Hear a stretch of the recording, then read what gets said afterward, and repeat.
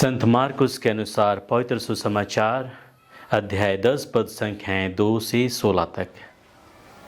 फरीसी ईसा के पास आए और उनकी परीक्षा लेते हुए उन्होंने यह प्रश्न किया, क्या अपनी पत्नी को त्याग देना पुरुष के लिए उचित है?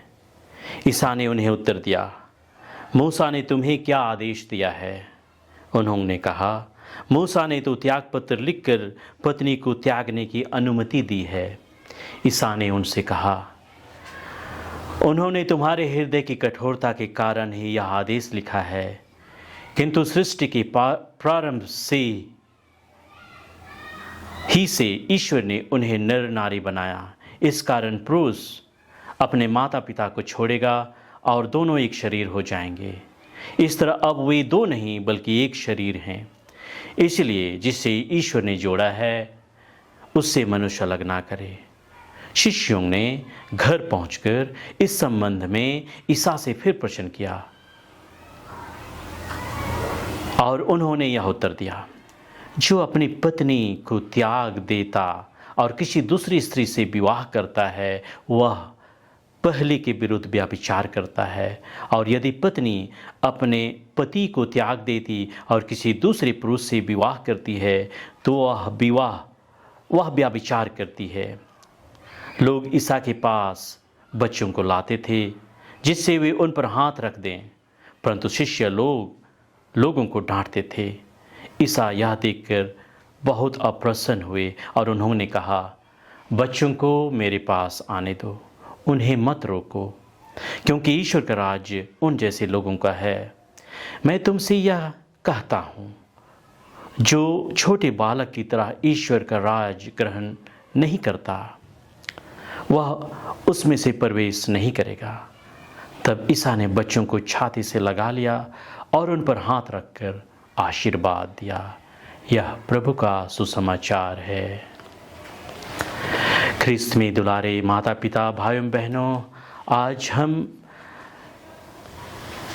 माता कलीसिया के 27वें रविवार सामान्य रविवार में प्रवेश करते हैं और आज का पाठ हमें विवाह के बारे में और बखूबी से समझने, मनन करने, चिंतन करने के लिए आमंत्रित करती है। विवाह एक संस्कार है, उसी पर हम अधिक चर्चा करेंगे। हमारे लिए विवाह कैसी भूमिका निभा रही हैं।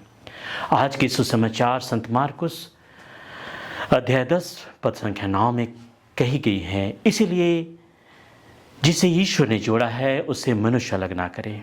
संत मती रचित सुसमाचार अध्याय 19 पद संख्या 6 में भी कही गई हैं, जिसे ईश्वर ने जोड़ा है उससे मनुष्य अलग ना करे। इसलिए प्रभु ईश्वर हमें विवाह के मर्म को समझने, उनकी सार्थकता को और गंभीर रूप से समझने के लिए आमंत्रित करते हैं। उत्पत्ति ग्रंथ पहले पाठ में हमें यह सुनाया गया है, ईश्वर मनुष्य की सदृश बनाए गए हैं।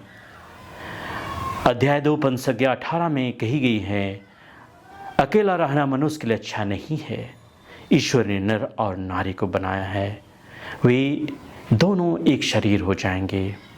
अतः ये तीनों पाठ आज हमारे विवाह की जो योजना है, ईश्वर की जो वरदान है, उस पर मनन चिंतन करने के लिए आमंत्रित करती है। यह संस्कार है जो ईश्वर के द्वारा रचित, ईश्वर की योजना के, स्वर्गीय योजना के तहत हमें समझने की आवश्यकता है। आज हम सुसमाचार में यह देखते हैं कि एक जगह तलाक लेने की बात कही गई है। मैं उन दिनों की याद करता हूँ जब हमारे दिवंगत बिशप पॉल लकड़ा अमेरिका को विजिट कर रहे थे। एक पुरोहित ने उनसे यह सवाल किया था, वे ट्राइब्यूनल के इंचार्ज थे, अनलमेंट के इंचार्ज थे। उन्होंने बिशप पॉल को यह कहते हुए प्रश्न किए थे कि आपके डायसिस में, आपके समाज में कितने तलाक़ें होती हैं?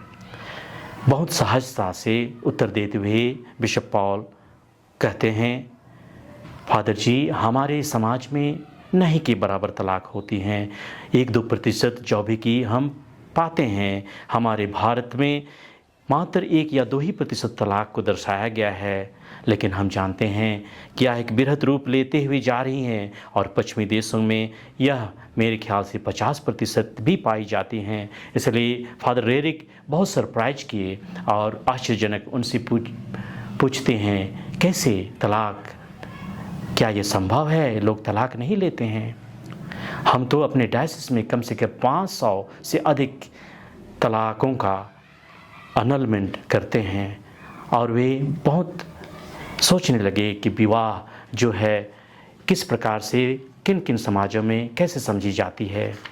दुलारे माता पिता, आज का यह पूजन पद्धति विवाह संस्कार को हमारे जीवन का एक महत्वपूर्ण अंग समझती है और हमें उससे और परिचित होने के लिए आह्वान करती है। यह एक अभिन्न अंग है। हम सभी विवाह के बारे में जानते हैं, सुनते हैं, देखते हैं, सहभागी होते हैं, आनंद मनाते हैं। यह हम जिंदगी भर हमारे साथ रहती हैं। हम हर एक समाज की नींव इसी पर आधारित होते हुए देखते हैं। हम एक स्वस्थ समाज की कल्पना इसी से करते हैं कि अगर विवाह दाम्पत्य जीवन सही होगा तब एक अच्छे और सच्चे समाज, स्वस्थ समाज का निर्माण होगा। इसलिए हम बहुत सारे अच्छे माता पिताओं को देखते हैं कि वे जिंदगी भर वे बखूबी से निभाने की कोशिश करते हैं। हमारे बहुत सारे भाई बहन, हमारे बच्चे बच्चियां इसी ज़िंदगी को पाने और इसी ज़िंदगी के लिए अपने आप को तैयार करती हैं। इसलिए यह एक पवित्र बंधन है, अटूट बंधन है, ये महत्वपूर्ण बंधन है। अतः यह ज़िंदगी भर हमें समझने, बूझने और जीवन निर्वाह करने के लिए हमें आमंत्रित करती हैं। अतः ये सहज विषय नहीं है, यह एक जटिल और कठिन और गंभीर विषय है। इनके अनेक पहलुएं और बिंदुएं होते हैं जिनको जाने अनजाने में हम सभी जीवन में जीते हैं, व्यतीत करते हैं। कभी हमारी ज़िंदगी बनती है, कभी हमारी ज़िंदगी बिगड़ती है, लेकिन जीवन की नैया किसी न किसी रूप से हमेशा चलती रहती हैं। इसीलिए यह एक जटिल विषय है जिन्हें हम चंद क्षणों में, चंद दिनों में सही रूप से नहीं समझ पाते हैं, नहीं समझ सकते हैं, पर ज़िंदगी भर सीखते हैं और हमें ज़िंदगी भर सीखने के लिए अपने हृदय को बनाए रखने की आवश्यकता है। अतः हम अनेक पहलुओं और बिंदुओं पर चर्चा तो नहीं करते, लेकिन आज पुनः इस दाम्पत्य जीवन, पारिवारिक जीवन, तलाक की संभावनाएं, कठिनाइयों, समाज की चुनौतियों, पारिवारिक समस्याओं और उन पर प्रभाव पड़ने वाले बुराइयों के प्रति अपने आप को सचेत रहने के लिए, हम अवेयर रहने के लिए हम अपने आप को तैयार करते हैं। आधुनिक दुनिया जहाँ पर हम चारों ओर mass media, social media, internet के माध्यम से, नए गैजेटों, मशीनों, उपकरणों के माध्यम से परिचित हैं, वे हमारे लिए वरदान स्वरूप हैं। लेकिन हम यह भी जानते हैं कि शायद हमारे लिए अभिशाप भी बनती जा रही हैं। इसलिए हमें सचेत रहने की आवश्यकता है कि किस प्रकार हम उनका प्रयोग करें और हमारे पारिवारिक जीवन, वैवाहिक जीवन, दाम्पत्य जीवन में आने ना दें, उनकी बुराइयों को अपने पास आने ना दें।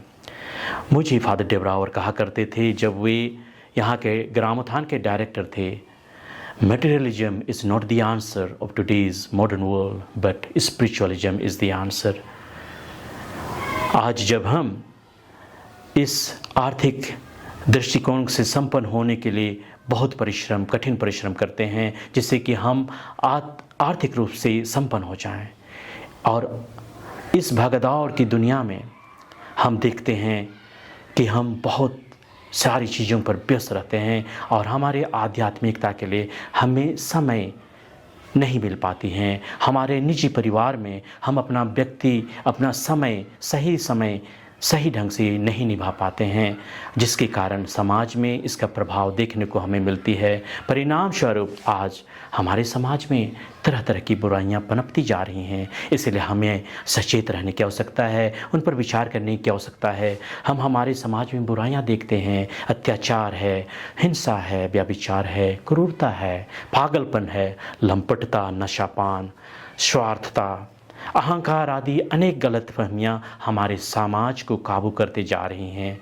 इसलिए आज के ये पाठ हमारे इस विवाह के पवित्र बंधन को समझने, बूझने के लिए प्रेरित करती हैं तथा तलाक, पारिवारिक अलगाव, विघटन इत्यादि विषयों पर गंभीर रूप से मूल्यांकन करने और अवलोकन करने के लिए आमंत्रित करती है। जो भी कि हमारे सामाजिक तलाक की नौबत ज़्यादा नहीं होती, लेकिन हमारे परिवार पर और दाम्पत्य जीवन में दरार की संभावनाएं बहुत हैं, घुटन की संभावनाएं अनेक दिखाई देते हैं। इस भगदौड़ की दुनिया में हमें ईश्वरीय योजना को पहचानने, उनकी विधानों को समझने के लिए उचित समय देने की आवश्यकता है। ईश्वर की कृपा को पाने के लिए हमें बारंबार ईश्वर के पास आने की आवश्यकता है।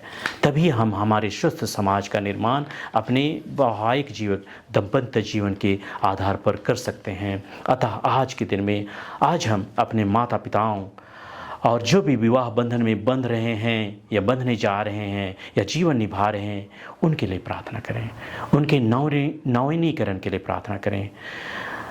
ईश्वर की कृपा से वे जो भी व्रत दोहराए हैं उनको वे बखूबी से निभा सकें, पुनः अवलोकन और मंथन कर सकें।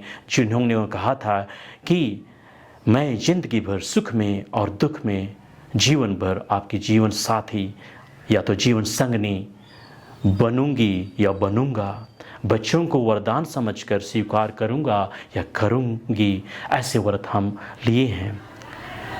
इन रिश्तों को हम ईश्वर विश्वास की नींव में डालें, ईश्वर के पास आएं। जो ईश्वर पर हम भरोसा करते हैं और बारंबार ईश्वर के पास आते हैं और उनके भोज में सम्मिलित होते हैं, पूजन पद्धति में सम्मिलित होते हैं, ईश्वर हमें प्यार सिखाते हैं, दयालुता सिखाते हैं, नम्रता सिखाते हैं, क्षमाशील बनने के लिए धैर्यवान आदि अन्य गुणों को हमें देते हैं।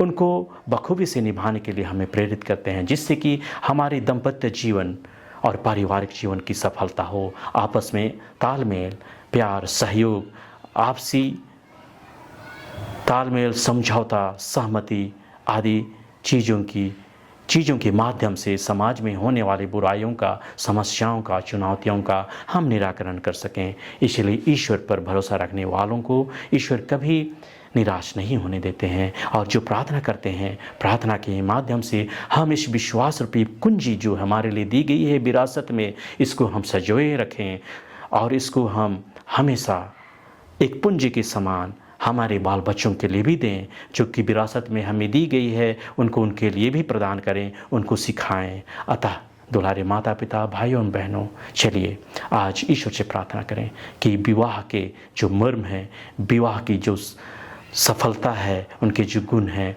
उस पर और मंथन कर सकें और हमारे दाम्पत्य जीवन, हमारे वैवाहिक जीवन में ईश्वर की कृपा प्रचुर मात्रा में मिले। आप सबों को ईश्वर का आशीर्वाद और ईश्वर की सुरक्षा मिले। आमीन।